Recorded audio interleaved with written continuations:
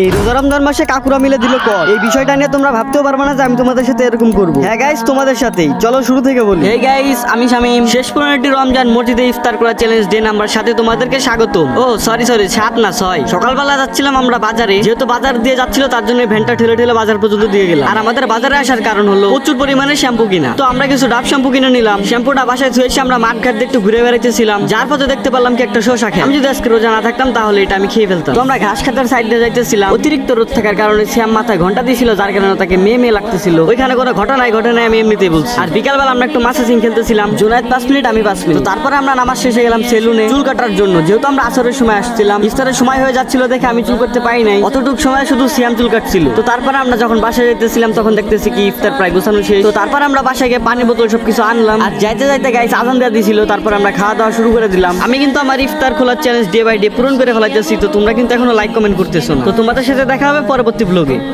এই রোজা রমজান মাসে কাকুরা মিলে দিল কর। এই বিষয়টা নিয়ে তোমরা ভাবতেও পারবে না যে আমি তোমাদের সাথে এরকম করবো। হ্যাঁ গাইস, তোমাদের সাথেই। চলো শুরু থেকে বলি। হে গাইস, আমি শামিম। শেষ 15টি রমজান মসজিদে ইফতার করা চ্যালেঞ্জ ডে নাম্বার 7 তোমাদেরকে স্বাগত। ও সরি 7 না 6। সকালবেলা যাচ্ছিলাম আমরা বাজারে, যেহেতু বাজার দিয়ে যাচ্ছিল তার জন্য ভ্যানটা ঠেলে ঠেলে বাজার পর্যন্ত দিয়ে গেলাম। আর আমাদের বাজারে আসার কারণ হলো প্রচুর পরিমাণে শ্যাম্পু কিনা। তো আমরা কিছু ডাব শ্যাম্পু কিনে নিলাম। শ্যাম্পুটা বাসায় ধুয়ে এসে আমরা মাঠ ঘাট দিয়ে একটু ঘুরে বেড়াইতেছিলাম, যার পথে দেখতে পেলাম কি একটা শসা খেয়ে। আমি যদি আজকে রোজা না থাকতাম তাহলে এটা আমি খেয়ে ফেলতাম। তো আমরা ঘাস খাতার সাইড দিয়ে যাইতেছিলাম। অতিরিক্ত রোদ থাকার কারণে শ্যাম মাথায় ঘন্টা দিয়েছিল, যার কারণে তাকে মেয়ে লাগতেছিল। ওইখানে কোনো ঘটনায় আমি এমনিতেই বলছি। আর বিকালবেলা আমরা একটু মাসাজিং খেলতেছিলাম। জুনায়েদ 5 মিনিট, আমি 5 মিনিট। তো তারপরে আমরা নামাজ শেষে গেলাম সেলুনে চুল কাটার জন্য। যেহেতু আমরা আসরের সময় আসছিলাম, ইফতারের সময় হয়ে যাচ্ছিল দেখে আমি চুল করতে পারি নাই। অতটুক সময় শুধু সিয়াম চুল কাটছিল। তো তারপরে আমরা যখন বাসায় যেতেছিলাম তখন দেখতেছি কি ইফতার প্রায় গোছানো শেষ। তো তারপর আমরা বাসায় গিয়ে পানি বোতল সবকিছু আনলাম। আর যাইতে যাইতে গাইস আজান দেওয়া দিছিল। তারপর আমরা খাওয়া দাওয়া শুরু করে দিলাম। আমি কিন্তু আমার ইফতার খোলার চ্যালেঞ্জ ডে বাই ডে পূরণ করে ফেলাইতেছি। তো তোমরা কিন্তু এখনো লাইক কমেন্ট করতেছো না। তো তোমাদের সাথে দেখা হবে পরবর্তী ব্লগে।